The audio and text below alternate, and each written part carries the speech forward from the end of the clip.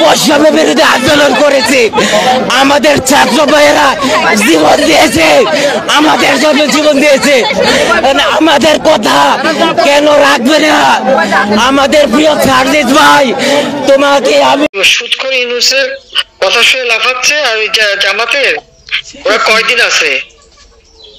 যারা ক্ষমতায় আছে এবং ক্ষমতার কাছাকাছি আছে, আমরা কাউকে আর বিশ্বাস করতে চাই না। এই সরকার কোনো সংবিধান মেনে আসেনি। এই সরকার, ইউনূস সরকার আর কয়েকটা দিন আছে, ধৈর্য ধরো, আমরা আবারও ক্ষমতায় আসতেছি। এই কথা বলতেছে সাবেক প্রধানমন্ত্রী শেখ হাসিনা।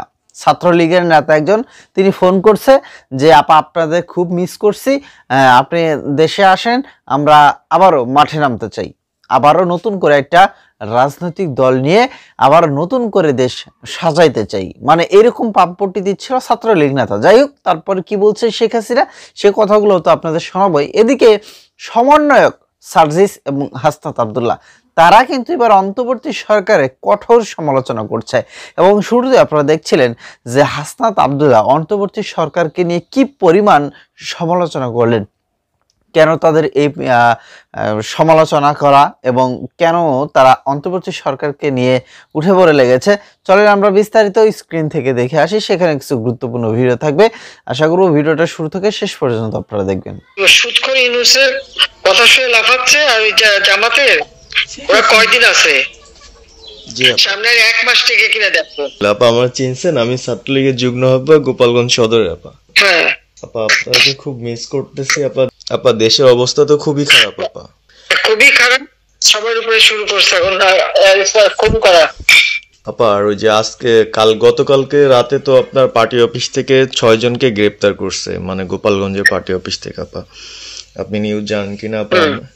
আমরা তো বাড়িতে ঘুমাইতে পারতেছি না আপা। এটা প্রশাসন খুব মানে খারাপ করতেছে, যৌথ বাহিনী অভিযান করতেছে আপা, এই অবস্থা।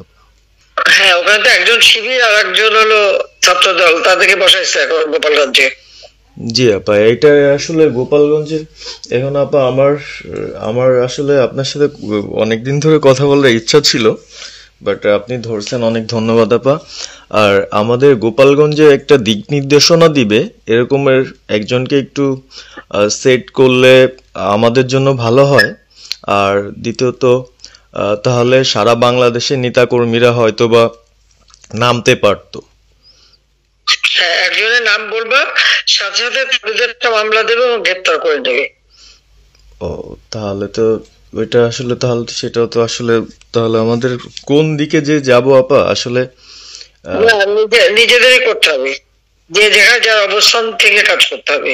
আপা আমার ইউনিয়ন হলো বুড়াশি ইউনিয়ন। এই যে আপনি যে নৌকায় করে চলতেন, মানে যে রাস্তা দিয়ে যেতেন। আমি চিনি। জি আপা, যার যার এলাকা নিয়ে সে কাজ করতে হবে, আর সবাইকে সাবধান করতে হবে। আর গোপালগঞ্জ যাবো, যে গোপালগঞ্জ যখন হাত দিচ্ছে, তো গোপালগঞ্জে যে হাত দেয় তার কিন্তু হাত পড়ে। জি আপা, জি আপা, জি জি, গোপালগঞ্জে হাত দিলে এটা ভালো হবে না। জি আপা। আপা আপনি ভালো আছেন তো আপা? আমি ভালো আছি, আমি ঠিক আছে। আমি যে কথা বলছি বাংলাদেশে, কারণ কালকে প্রজ্ঞাপন দিছে। জি আপা। এনএসআই, র্যাব, ডিজিএফ সবাইকে রিপোর্ট আইজিপি কে ডেকে ইউনূস বলে দিছে, মানে আওয়ামী লীগের সাবেক এমপি, বর্তমান এমপি, ভবিষ্যতে এমপি হতে পারে, জি আপা, তারা তাদের আত্মীয় স্বজন, আত্মীয় স্বজন, জি আপা, প্লাস যারা কাউন্সিলর, মেম্বার, তারপরে মেয়র, যে যেখানে আছে, এবং তাদের আত্মীয় স্বজন সবাইকে অ্যারেস্ট করতে বলছে। তোরা কত করবে সেটাই তো কথা। হ্যাঁ আপা, এখন আমি কালকে আমাদের ইউনিয়নের চেয়ারম্যান, আপনি চিনেন কি না জানি না, এম ননি আহমেদ ননি, উনার সঙ্গে একটা মিটিং করলাম, কথা হয়েছে অনেকক্ষণই। তো উনি দিক নির্দেশনা দিল, এবং কালকেই যাওয়ার কথা ছিল আমাদের একটা মিছিল নিয়ে, বুড়াশি ইউনিয়নের যারা ছাত্রলীগ করে কর্মী যারা আছে এদের নিয়ে আমরা একটা মিছিল নিয়ে যাওয়ার কথা ছিল। কিন্তু তার ভিতরেই, মানে সন্ধ্যার পরে 7টায় প্রোগ্রামটা ছিল, তার ভিতরে নিউজ আসলো যে যৌথ বাহিনী অভিযান চলবে। তো আমরা গেলাম না, ওনারা যারা গেছিল যাওয়ার পরে আপনার অ্যারেস্ট করলো। আর ওই যে পিছন দিয়ে যে গেটটা আছে না আপা, ওই গেট দিয়ে হয়তো বা 4-5 জন ধরেন যে চলে গেছিল বাইরে, এই অবস্থা।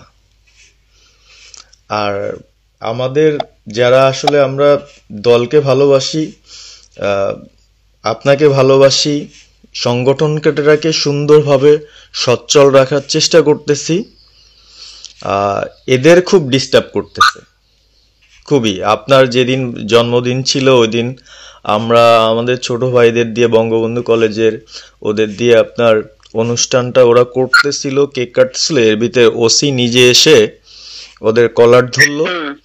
মানে খুব অ্যাক্টিভ যে 4-5 জন ছেলে আছে, হিমেল, তারপর বাপ্পি, রেয়াজ, সাকিব,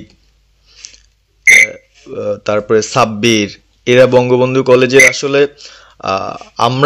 আমি ব্যক্তিগতভাবে যতটুক না করতে পারতেছি ওরা ততটুক করতেছে। এবং আমরা একটা মশাল মিছিলও করলাম সেদিনও। আপনার আর্মি আমাদের পরবর্তীতে ওদের বাসায় যে ঝামেলা করলো, আমি একদম সামনে ছিলাম, আমি আপনার ওই ছবিটা পাঠাইছি, আপনি দেখছেন হয়তোবা। আর প্রত্যেকটা মিছিল মিটিং ইনশাল্লাহ আপা থাকি, কিন্তু এলাকার এমন একটা পরিস্থিতি সৃষ্টি হচ্ছে, সেটা হলো আপনার যারা ক্ষমতায় আছে এবং ক্ষমতার কাছাকাছি আছে আমরা কাউকে আর বিশ্বাস করতে চাই না। এই সরকার কোনো সংবিধান মেনে আসেনি, এই সরকার কোনো নিয়ম মেনে আসেনি। সুতরাং এই ফেসিবাদ ব্যবস্থা বিলোপ করার জন্য সংবিধানের দোহাই দিয়ে, কোনো নিয়মের দোহাই দিয়ে আবার যদি সেটাকে প্রলং করার চেষ্টা করে, তাহলে সেটা পুরো জাতিকে আবার হতাশ করবে। এই সরকার প্রতি স্টেপের মধ্যে আমরা প্রত্যাশা করেছিলাম ফিল করবে এই সরকার হচ্ছে কি বিপ্লবী সরকার, কিন্তু এতদিন পর্যন্ত আমরা প্রত্যাশিত কোনো ধরনের আজকে হচ্ছে 5ই সেপ্টেম্বর, আজকে কিন্তু এই সরকারের 2 মাস হয়েছে, আমরা এখনো পর্যন্ত ওই ধরনের প্রত্যাশিত কোনো ধরনের স্টেপ দেখিনি যেটির মধ্য দিয়ে প্রমাণ হয় যে এই সরকার একটি বিপ্লবী সরকার। এখন দেখেন 25শে ফেব্রুয়ারি 2009 যখন বিডিআর বিদ্রোহের যে ঘটনাটি ঘটেছে, তখন আমি ক্লাস 6-এ পড়ি, এবং আমরা এই প্রজন্ম যারা রয়েছে আমরা 5, 6, 4 বা আন্দোলনে যারা হচ্ছে পরবর্তীতে 36 দিনের আন্দোলনে যারা পরবর্তীতে যুক্ত হয়েছে, আমরা কিন্তু ক্লাস 3, 4, 5, 6-এর আমাদের জেনারেশন। এই পুরোটা সময় আমরা হচ্ছে এই বিডিআর কার্নেজটা হচ্ছে এই গভর্নমেন্টের প্রথম কোনো কার্নেজ, যেটা হচ্ছে ন্যাশনাল যে ইউনিটি, এই ইউনিটি প্রথম ফেসিবাদ ব্যবস্থা কায়েম করার প্রথম পদক্ষেপ, আমি যদি ভুল না করে থাকি। বিডিআর বিদ্রোহ থেকে শুরু করে এই সরকারের আমলে যত অপশাসন হয়েছে, সেই অপশাসনগুলোর বিচার আমরা নিশ্চিত করতে পারবো। সুতরাং দ্রুততম সময়ের মধ্যে আমাদের যে বিদ্যমান যে সংবিধানটি রয়েছে, এই বিদ্যমান সংবিধানটিকে বাতিল করে দিয়ে সংবিধান অবশ্যই আবার পুনর্গঠন করতে হবে। দেখেন ওই যে সার্জিস কিছুক্ষণ আগে বলছিল ডিজিএফ এর যে নির্যাতনের বিষয়গুলো, ডিজিএফআই থেকে আমি মনে করি যে তাদের থেকে বক্তব্য আসা উচিত। গত এই যে 16 বছরে প্রত্যেকটি কাজে আমরা ডিজিএফআই নাম দেখেছি, সুতরাং ডিজিএফআই থেকে বক্তব্য আসা উচিত। তাদের যে এতদিন পর্যন্ত অপরাধ করেছে, সেই অপরাধগুলোকে অ্যাকনোলেজ করে তাদেরকে কমিটমেন্ট দিতে হবে, নচেত তাদের এই ডিজিএফআই সংস্কারের জন্য তাদের থেকে বক্তব্য নিতে হবে, নচেত অতীতের যে ঘটনাগুলো ঘটিয়েছে সেটির দায়ভারও তাদেরকে নিতে হবে। এখন আমরা মেন্টাল ট্রমার মধ্যে রয়েছি, আমাদের টলারেন্স লেভেল একদম কমে গিয়েছে। আমরা যারা ক্ষমতায় আছে এবং ক্ষমতার কাছাকাছি আছে আমরা কাউকে আর বিশ্বাস করতে চাই না। এই কারণে বিশ্বাস করতে চাই না, গ্রামে একটি কথা বলে, যার একবার চুন খেয়ে জিহ্বা পুড়ে যায়, পরবর্তী তার দই দেখলে হচ্ছে তার ভয় পাই। আমরা যেহেতু ইতিহাসের প্রত্যেকটি স্তরে স্তরে আমরা প্রতারিত হয়েছি, এই কারণে এখন ক্ষমতায় যারা রয়েছে আমরা তাদের থেকেও আমরা মাঝে মাঝে আমরা আশা হারাই যাই। এই কারণে অন্তর্বর্তীকালীন সরকারে যারা রয়েছে আমরা আপনাদেরকে আহ্বান জানাবো, এটা যে একটা বিপ্লবী সরকার, এই বিপ্লবী সরকারের চেতনা আপনারা ধারণ করুন এবং ডিসিশনগুলো যেন খুব র্যাপিড হয়। ডিসিশনগুলো যদি আপনারা সংবিধান এবং নিয়মের বেড়াজালে সবসময় রেখে দেন, আমরা কিন্তু আবার আশাহত হতে থাকবো।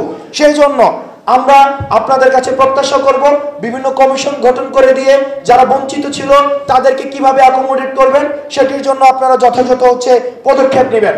সর্বশেষ আমি গতকাল একটি রিপোর্ট দেখেছিলাম যে খুব সম্ভবত মেজর জিয়া, জেনারেল জিয়া এবং হচ্ছে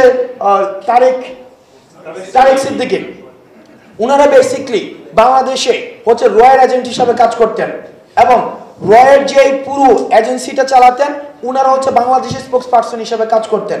একটা সার্বভৌম দেশের মধ্যে, একটা সার্বভৌম একটা দেশে একটা পার্শ্ববর্তী একটা দেশের ইনফ্লুয়েন্স কি পরিমাণ ছিল যে রয়ের অফিস ক্যান্টনমেন্টের মধ্যেও ছিল, ক্যান্টনমেন্টের মধ্যে আপনার রয়ের অফিস ছিল।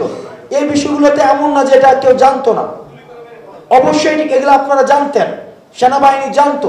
সুতরাং এতদিন পর্যন্ত যে নিশ্চুপ ছিলেন, এখন একদম অজু করে একদম সাধু হয়ে যাবেন, সেই সুযোগটি নেই। আপনাদেরকে অপরাধ স্বীকার করতে হবে। আমরা বিভিন্ন রাজনৈতিক দলকে দেখছি যে ক্ষমা চাওয়ার পূর্বেই তাদেরকে মাফ করে দিচ্ছে, আর ওই ক্ষমাই তো চায় নাই। আমরা কি শুনেছি যে আওয়ামী লীগ এই পর্যন্ত কোনো বক্তব্য দিয়েছে? তাদের এই গণহত্যার জন্য তারা কি মাফ চেয়েছে? তো তারা মাফ চাওয়ার পূর্বে আপনারা কাদের ম্যান্ডেট নিয়ে আপনারা তাদেরকে ক্ষমা করে দিচ্ছেন?